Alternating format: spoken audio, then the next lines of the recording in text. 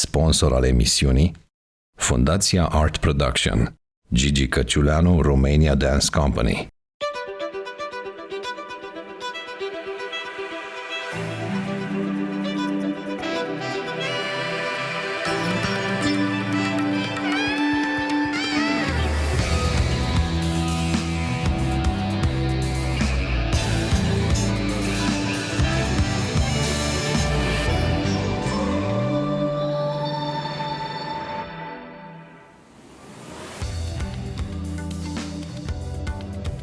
Salutare! Bine v-am regăsit la Garantat 100%. Invitatul nostru din seara asta este profesor de istorie la London School of Economics and Political Science și este autorul unor cărți foarte apreciate în întreaga lume, unor articole foarte apreciate în întreaga lume. Invitatul nostru este profesorul Marc David Baer. Domnia sa se află în România pentru lansarea unui volum monumental. Nu mă feresc să spun cuvinte mari în acest caz, pentru că chiar e vorba despre un volum monumental despre istoria Imperiului Ottoman. Volumul se numește Otomanii, Hani, Cezari și Califi. Un volum apărut la editura Humanitas în excelenta traducere a Monicăi Mărgărind.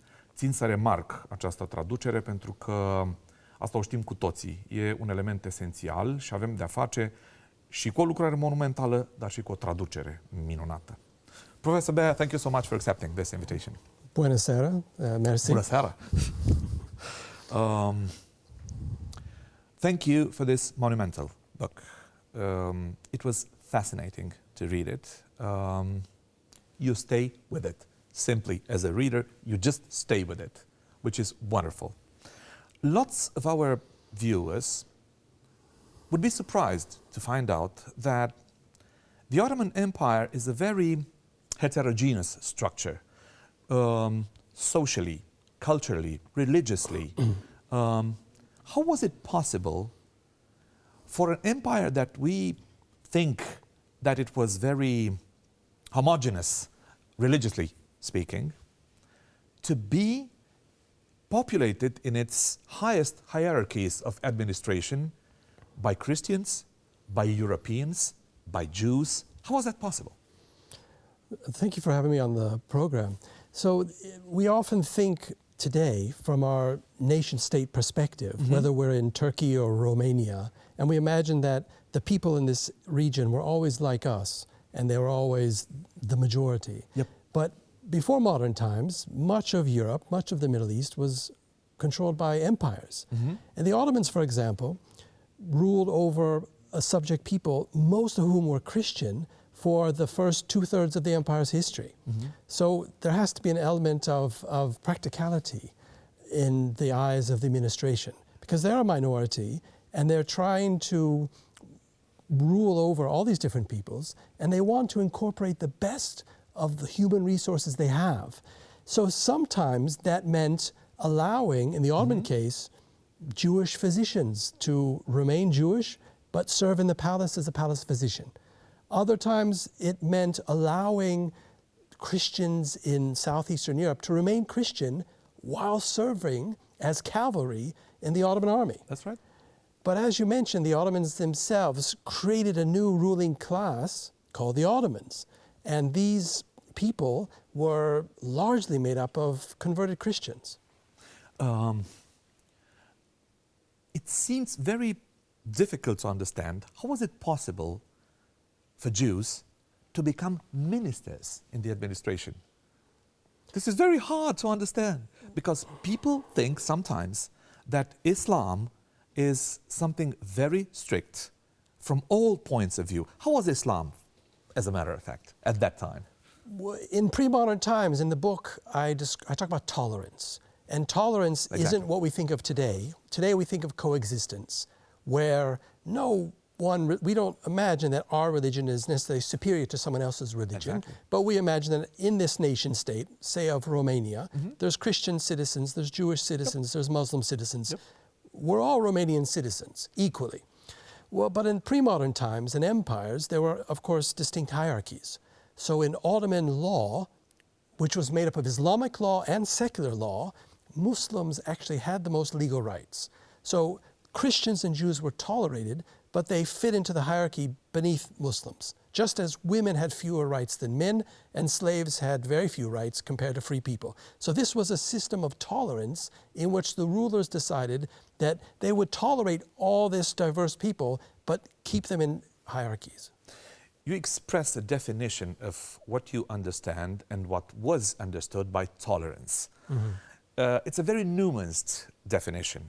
What was tolerance, as a matter of fact, when we talk about the Ottomans? Well, in pre-modern times, tolerance is simply putting up with, suffering, bearing, allowing Jews to have their synagogue and Christians to have their church, and that's all. Now, from the Ottoman perspective, Islam was superior to Christianity or Judaism. So, again, it wasn't a matter of coexisting, but of tolerating a difference. But then at the same time, the Ottomans did not tolerate Shi'i Muslims. And there were massacres, for example, in the 16th century, of Shi'i Muslims. Yet at the same time, the Ottomans were very practical. So in a place like Lebanon, today's Lebanon, at the time was majority Shi'i, the Ottomans would appoint a Shi'i governor. And they would have Shi'i generals or pashas. Again, at the same time, they're promoting Sunni Islam. They realize to rule in that region, they need to appoint Shi'is. In some very important moments of the book, Serbia comes out and Serbians appear. It looks like the Serbians have been following the history of the Ottoman Empire in many of its important moments. Absolutely. And again, there are periods in early Ottoman history when Serbians, as Christians, as Serbians, are fighting on campaign with the Ottoman Sultan. In fact, the Ottoman Sultan Bayezid I, who's captured by Timur the Leng, the only soldiers, the only cavalry around Bayezid at the end of the battle were the Serbs. So we see this throughout Ottoman history. Again, they have Christian allies. In the 16th century, Suleiman, the Ottoman Sultan, made an alliance with the King of France, and together they planned to invade Rome by sea. So here we have a Catholic kingdom, France, allying with a Muslim-ruled kingdom to attack the Vatican. It didn't come to pass, but they did go on naval maneuvers together. Again, in today's world, where we think in terms of distinct identities and alliances, it's really hard to conceive. Maybe the main thesis of your book is the fact that the Ottomans in early times, and not only in early times, were considering themselves as a continuation of Rome. Right. And very few people would think about this today. Right. So the Ottomans saw themselves, exactly as you said, the Ottoman sultans would claim the title of Caesar. So never mind the actual Caesar, let's say Charles V in Vienna. Suleiman proclaimed himself the Caesar. But it goes back to the time when Mehmed the Conqueror conquered Constantinople from the Byzantines in 1453. And thereafter, he adopted this title of Caesar. So the Ottomans very much saw themselves as a Afro-Asian European empire and played a large role in Middle Eastern as well as European history. And in this book, I focus on the European aspect because I feel as if that part has been the most forgotten. You say, and this is not just one time, you say lots of times, that Ottomans are an essential component of the European history. And if I remember correctly, at a certain moment you say that the history of the Ottomans is the unexpressed part that the Europeans will never say about themselves. How come? Well, again, there are many examples for this, but again, to go back to what you're asking about tolerance. So when did tolerance begin in Europe? Usually we say, okay, after the 30 Years' War in 1648 with the Treaty of Westphalia. But if we think about it, tolerance began in southern Europe under Muslim rule when the Arabs arrived in the 8th century. Tolerance arrived in Eastern Europe, so in Romania, this part of Europe, when the Ottomans start moving in the 14th century. So the Ottomans introduced religious tolerance to Eastern Europe. And if we're going to tell the history of European tolerance, we can't just talk about the Christian-ruled regions. Obviously. I mean, but you say obviously, but many people believed or believed not only that Europe stops at Vienna, right, but also that, and would exclude this part of Europe from being European, but also people believe that when a part of Europe is ruled by Muslims, somehow geographically it's no longer European. Hungary was ruled by Muslims, was ruled by Ottomans. For half a millennium. Yes. And Hungarians, like Serbs, play a huge role in Ottoman history, sometimes resisting the Ottomans and sometimes as the allies. Why did they do the same with Wallachia and Moldavia? It's an excellent question, because Romania, what is today Romania, has a different history facing the Ottomans than these others, Serbia, Greece, and other. Albania, those areas were completely conquered by the Ottomans and made into provinces of the Ottoman Empire, with governors appointed and so on. Yep. But as you know, as your audience knows, what is today Romania was 3 separate Ottoman provinces. And these provinces, most of the time during the Ottoman era, were in fact autonomous. And as long as they paid their tribute, and as long as the leader, who might have been Romanian or from the 18th century, might have been a Greek, the Phanereot Greeks, as long as they kept order and paid the taxes, then there was a great deal of actual autonomy. Now, Transylvania wasn't under Ottoman rule that long, and the Ottomans lost it the earliest, so 1699. But these parts where we are now in Bucharest, so Wallachia and Moldova, these were part of the empire from the time of Mehmed the Conqueror in the 1460s, or his successor Bayezid II in the 1480s, all the way until the early 19th century. But again, more like indirect rule than direct rule. We think about the Ottomans and about our relationship with the Ottomans as a sort of dark age. We don't think of the Ottomans as a civilization factor, as they were, in fact. Why is that? Well, 2 parts of your question. I mean, when these regions became connected to the Ottoman Empire, that meant that they were then connected to global currents, be they religious, intellectual, or trade. So there's no question that being part of the Ottoman Empire developed this part of the country. But the question is about, well, why didn't going back to your previous question, why didn't the Ottomans do to Romania what they did to Bosnia, say? Right. It's hard to say, but we do know that the Ottomans had stereotypical views of every nation.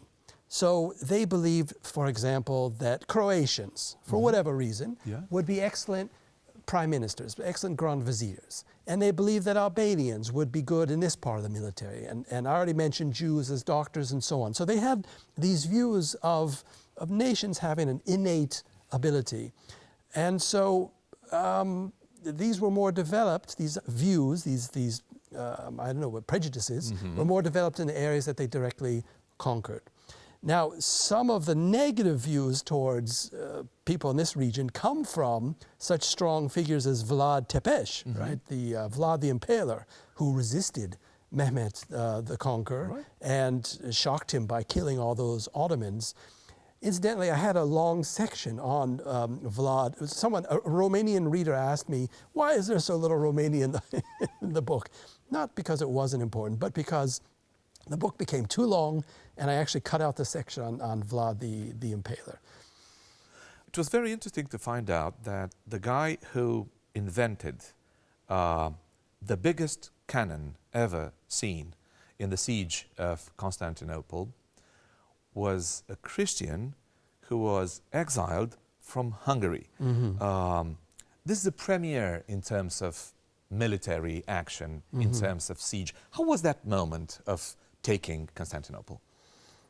This taking of the city was the dream of Arabs and Muslims since the time of Muhammad all the way back to the 7th century. Muhammad had sent armies against Constantinople.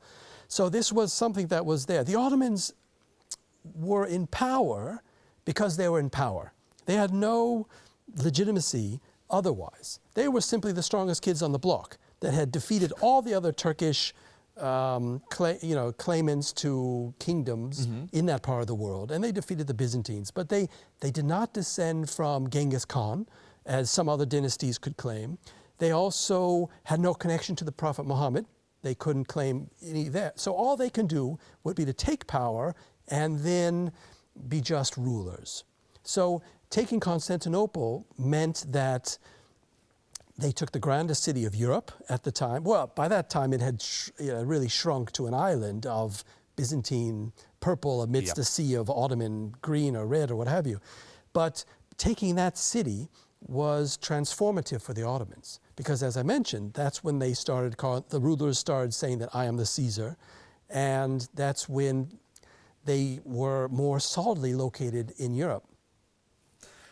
Please explain in very clear terms for our viewers, Turks equals Ottomans or not? No, absolutely not. And again, I was reading an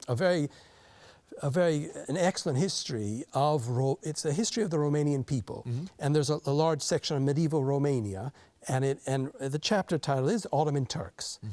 But again, the Ottomans created a brand new group of people, usually from Christians, from all the regions that they conquered. This was completely un-Islamic and went against Islamic law, by the way, because they would take their own subjects who were Christian. They would basically tax, as a tax, they would take one from every 40 boys from a region, let's say from Bosnia or wherever, bring them back to the imperial capital, circumcise them, convert them. These are boys and young, these are prepubescent, so these are 8 years old, 10, 12-year-olds. Right. They would educate them in the Islamic languages of Arabic, Persian, and Turkish. Then they would judge them. They would actually read the sign on their forehead. They used this mythological science of phrenology to predict the character of these boys, whether they be good or evil.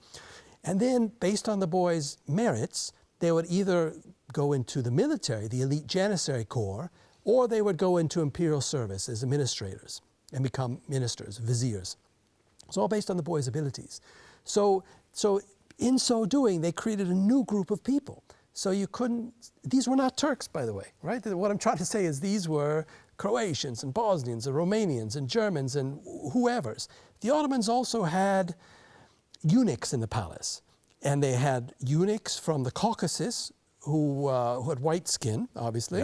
And they also had eunuchs from Sudan usually.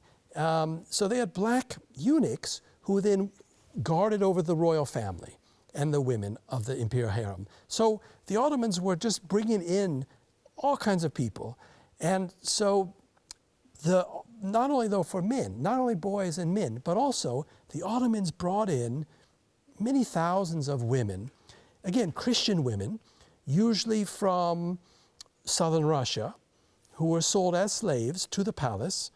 And these were the women who became the concubines, and if they were freed, the wives of the Sultan. So Christian soldiers and ministers by origin, Christian wives and concubines by origin. And this was how they created a new culture. The Ottomans viewed Turks in a negative way, as country folk, as backwards, as boorish, as country bumpkins. There was no elevation of Turks until the very end of empire. Why do we equal today, some of us would equal Turks with the Ottomans? Ethnically speaking, the founders of the dynasty were Turkic peoples whose origins were in Central and further back in Central Asia. So they were Turkic in origin. And they also created a language, Ottoman Turkish, which is a Turkic language, but it's a combination of Arabic, Persian, and Turkish, written in a modified Persian script. So they do have Turkish origins, but the thing is that today in Romania or today in Turkey, we think in terms of nation states. Right. Whereas the world I'm describing in the book until the end, the very last period, is a nation of empire. And empires were very, like the Austro-Hungarian Empire and the Ottoman Empire, were very mixed, made up of all kinds of peoples, and the ideologies were not those of one nation state or group. I do have to ask a patriotic question. Of course. What's the place of Dimitrie Cantemir in the history of the Ottoman Empire from your point of view? I was going to ask you what, from your point of view, I mean, from the Ottoman point of view, I would say, again, the Ottomans are ruling this region in a way that allows maximum control with minimum success. Yep. Maybe they viewed people in this region as more rebellious or more, as they viewed, say, the Kurds. So there's something similar with the Kurdish regions in Kurdistan. The Ottomans also allowed Kurdish nobles, princes, and so on to rule those territories, so long as they guarded the frontier against the various Persian empires, and as long as they sent their troops into battle, they were pretty much allowed to do what they wanted. And a similar, I would say, privilege was also given to Christians here. And someone like Kantemir is one of these 18th century figures who was also, we can say in a way, was an Enlightenment figure because of not only his knowledge of many, many languages, but also the works he wrote. He wrote one of the first histories of the Ottoman Empire, which was translated into many European languages. But what is your view of Dimitri Kantemir? Well, in my point of view, he's not just only a historian of the Ottoman Empire, but a fabulous writer and a humanities scientist of his time. Yeah, definitely a humanist, definitely. Since we were talking about the Enlightenment, what's the relationship in between the Ottomans and the European Renaissance?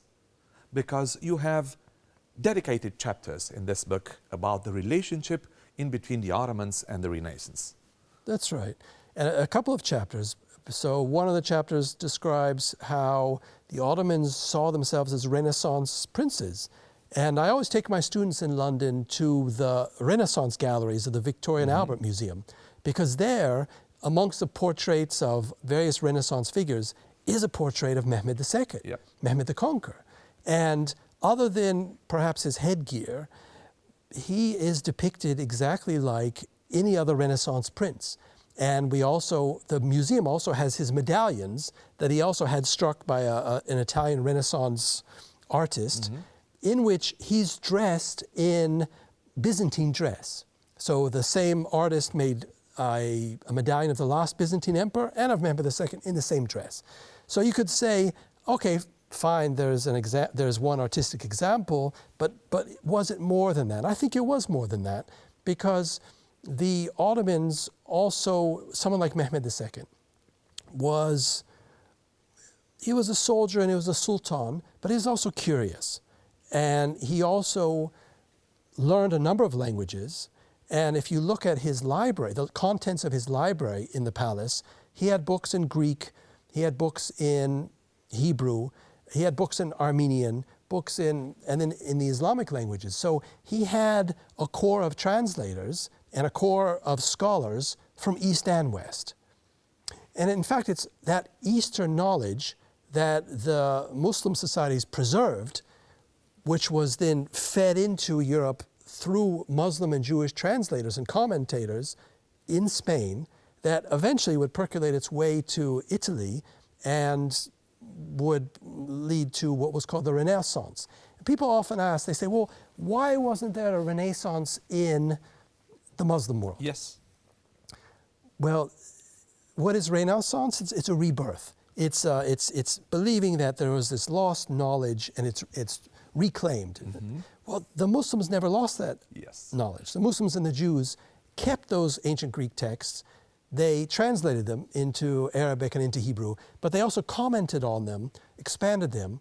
I'm speaking of science, philosophy, architectural works, and it's this body of knowledge then that passed back into Southern Europe and gave birth to the well-known Renaissance. Europeans are not aware of the fact that we as Europeans owe a lot to the Hebrew and to the Arabic cultures, because lots of fundaments of the European culture come from over there, as a matter of fact.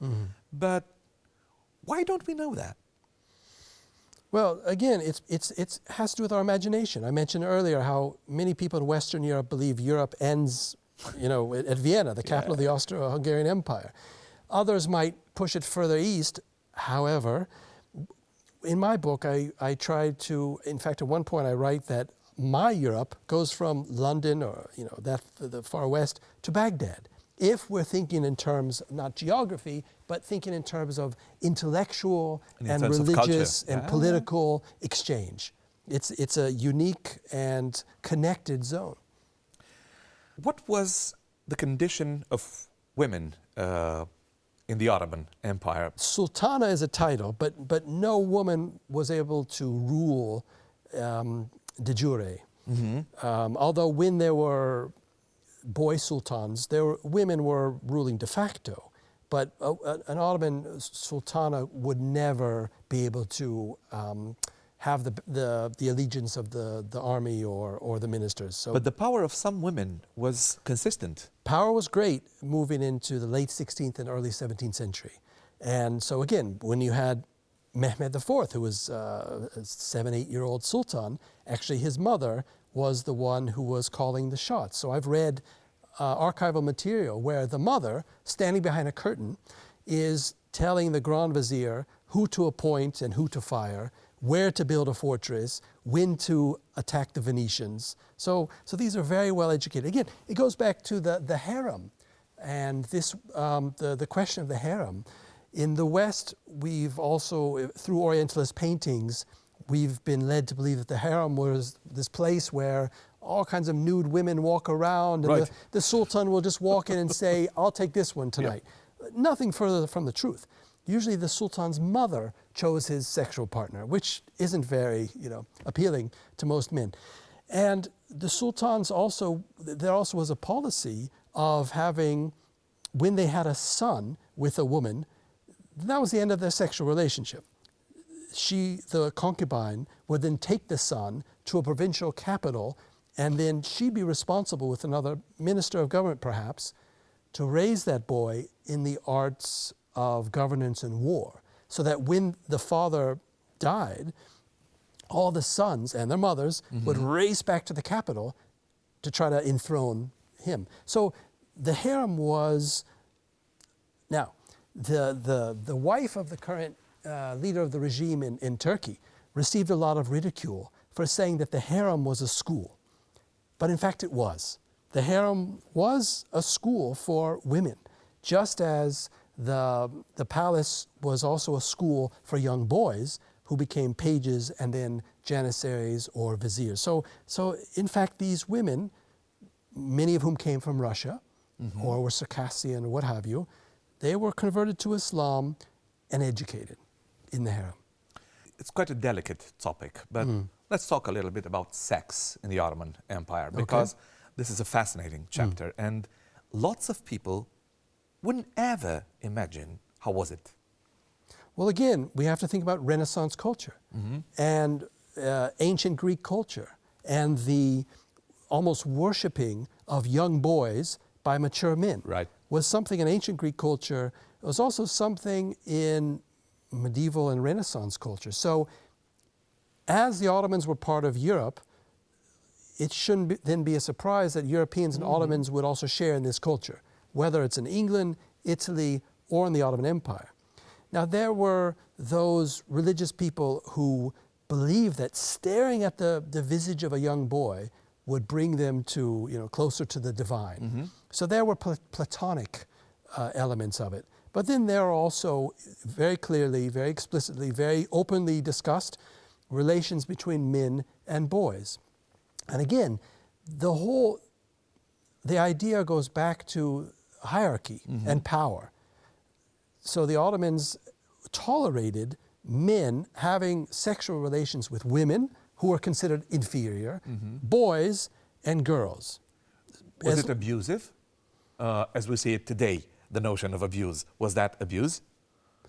Well, from our perspective today, it's going to be abusive. If you have a 10-year-old boy and a 30-year-old man, right. That's going to be just as if you have a 10-year-old girl and a 30-year-old man. Exactly. From our perspective today, it's going to be abuse. So I'm only explaining the values of that culture. I'm not obviously this is science promoting anything, but it's so explicit. So, for example, in Mehmed the Conqueror's own poetry, he expresses his ecstatic love for a Christian boy who lives in a Christian neighborhood of the city. The Ottomans also were famous for their, in English we might call them city beauty books. So they would write entire books collecting names and descriptions and sexual tricks of all of the beloveds in each Ottoman city. Now the funny thing is, almost every one of those books were about males. They weren't about women. And in fact, when one poet wrote a book about the women of X city, everyone made fun of him. Because the idea was that the public sphere was a place, we would call them coffee shops today, but coffee, places where people could consume coffee or consume wine. These were places where only men could go. And so you would have boy dancers, just like you had in Shakespeare in England. You had boy actors. But you would have boy servants of the wine, because you couldn't have women. And then there would be relations between those customers and those. And the Ottomans were very explicit about it, not only in by the written word, but also we have many Ottoman miniatures depicting exactly this. It's very interesting that lots of us would imagine that the Ottoman society was a very Puritan one, which was not. Well, the Ottomans did go through different waves of Islamic revival and purity in later centuries, but up until the end of the 16th century, I wouldn't characterize it as being as that way. I would characterize it as being very open-minded towards different expressions of Islam, particularly the mystics, the Sufis. The taking of Constantinople was an essential moment, a turning point in the history of the Ottomans. How was the siege of Vienna? There were two. The first one in 1529 and the second one in 1683. The first one in 1529 was beset by bad weather conditions, and so by the time the Ottomans reached the walls of Vienna under Suleiman's charge in 1529, they didn't have their heavy weapons, and there was no way they were going to take the well-fortified city. 1683, it was different. In 1683, the siege was more successful, and going technically more very successful. different. And the inhabitants of Vienna were starving, they were diseased, they were suffering greatly. And if it weren't for Jan Sobieski's winged hussars sweeping in from the hills, the Ottomans may have taken the city. But they didn't, and they were pushed back. And by 1699, the Ottomans have to give up Transylvania. And this is their first shrinking of territory for a long time. It would have been a very, very different history. But in terms of history, we cannot talk about it could have been. History is what it is, as a matter of fact. How was the moment of the Crimean War? Well, the Crimean War was really the first war that people really found out about in almost in real time, and also with photography. It was the first major cataclysm that people could see photographs of and could learn about the horrors of what barbed wire does to people. I think barbed wire was used there, but more than that, just the massacres and just the bloodshed. Every army that fought, be it Ottoman or Russian or English or French, suffered unbelievable casualties, and we have some of the greatest writing from Russian writers from that time. But Crimea was very important for the history of the world. We see today how important Crimea is. We have two essential names, Mehmed II and Mustafa Kemal. Okay. How was it possible for such a rich culture, such a rich history, to change so fundamentally from Mehmed II to Mustafa Kemal? Well, we're talking about an empire which lasted over 600 years. And so there are differing ideologies at the center. The empire in 1517 takes the Islamic holy cities of Mecca, Medina, and Jerusalem. And so all of a sudden it's a Middle Eastern power. So this was a change. There are constantly changes in the empire. So from the 18th century, things begin to change for the Ottomans when they fight the Russians. I think there's a dozen major wars between the Ottomans and the Russians. and the Russians keep winning, and the Russians keep expanding. And so parts of Europe, will be lost forever to the Ottomans. The Russians are also expanding into the Caucasus, from the Caucasus into eastern Anatolia, what is today Turkey. So there's changing geographical and world political situation. The Ottomans are losing power, the Ottomans are losing territory. So moving into the 19th century, Ottoman intellectuals, Ottoman sultans and viziers are trying to understand what's happening. We once were one of the most powerful empires in the world, and the wealthiest and the biggest. Now we're losing territory. So how can we save the empire? And so for a very long period, from the early 19th century all the way to the end of empire, there are different ideas about how to save the empire. And Mustafa Kemal, at the end of the process, actually also sets out trying to save the empire. If we think of this long history in between Mehmed II and Mustafa Kemal, could we say that the history of the Ottoman Empire becomes more and more the history of Turks? Is this possible? I mean, that empire becomes more and more Turkish than Ottoman. Well, again, can we say that? I don't like to say that because again, we have to forget about what happened after 1923 until 1923 when Turkey becomes an independent republic. Yep.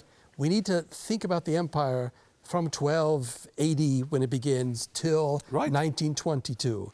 And we have to stay with the idea that even in the period from 1918 to 1922, after the Ottomans have been defeated in the First World War, when Constantinople, Istanbul, is occupied by the Allies, as the Greek army moves from west to east at the command of the British, as Italians and French occupy parts of the empire, especially in the Middle East, as they carve it up, again, there's a group of men, politicians, soldiers, intellectuals who are still saying, in 1918, how can we save the empire?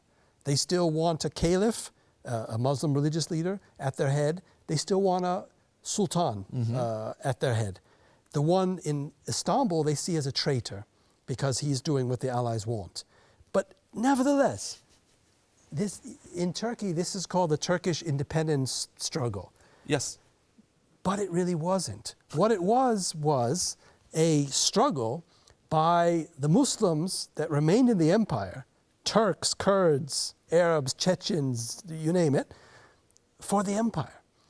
In fact, Mustafa Kemal is sent to Turkey, to Anatolia in 1919 as an inspector for the Sultan's army. But there, he links up with people who had been part of but part of the underground movement, the Committee of Union and Progress, which had deposed the last strong Ottoman Sultan in 1909 and then ran the empire from 1909 to 1918. He links up with other members of the CUP, and they organize a resistance in, again, Anatolia. But again, they are more Muslim than anything else. And they set up these people's defense committees, which are for Muslims, and they explicitly say Christians cannot join. They see local Christians, what remains of the Armenians who are victims of genocide, and what remains of the Greeks who've been massacred and expelled. They see them as the enemy, as dangerous as the occupying Greek, French, Italian, and British armies. So they're trying to create some kind of rump Muslim empire. It's only at the end of the process in 1922. But it's an Islamizing process, isn't it? It's going to be an empire for Muslims. They've abandoned the idea that there's going to be an empire made up of all kinds of diverse peoples. If you look today as an historian, as you are, when you look at Turkey, do you still see the Ottomans as having a consistent presence in today's history of the Turks? Do the Ottomans still live? That's a great question because, of course, Mustafa Kemal and the other revolutionaries, They expelled the dynasty in 1922. The last sultan is placed on a British steamship and sent away. The whole family is sent packing. Also, they also expelled the caliph as well in 1924. And then they create a new secular republican country, which would seem to be completely different than the Ottoman past. It's a homogenizing, single-party, dictatorial, nationalizing, modernizing regime, which changes the language and the day of rest and the ability for people to wear hats or what have you, change everything. However, the Ottoman past, or really the messy end of the Ottomans, is what we have today. So at the end of the First World War, the United States President Woodrow Wilson promised, I don't know if promise is the right word, but desired to set up an American mandate of Kurdistan in what is today Turkey. And also was going to set up an American mandate of Armenia in what is today Turkey. Just as the British set up the mandate of Iraq, the mandate of Palestine, and the French had the mandate of Syria and Lebanon. That didn't happen. It didn't happen. And what happened with the Kurds is significant because, again, the Kurds were an integral component of Ottoman history. And the Kurds were viewed as loyal and important also during that 1918 and 1922 period of struggle against the foreign powers especially. But what happens in the new republic after 1923? Then the state turns on the Kurds. And from 1925 into the 1930s, then we have an extremist nationalist state which uses, for example, planes, the first bombers, to bomb Kurdish rebels. So those, as I say in the book, those fires have never been extinguished.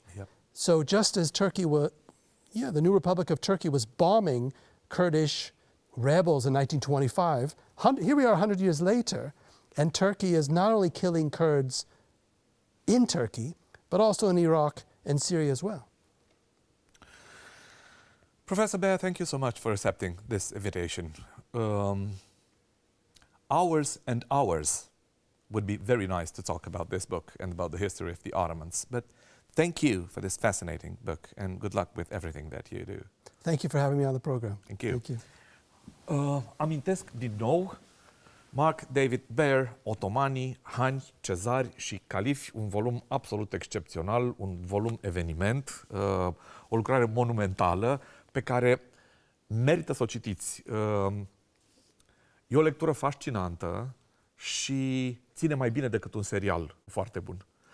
Tuturor celor care sunt alături de Garantat 100%, mulțumim frumos pentru încredere, ne vedem săptămâna viitoare. Noapte bună!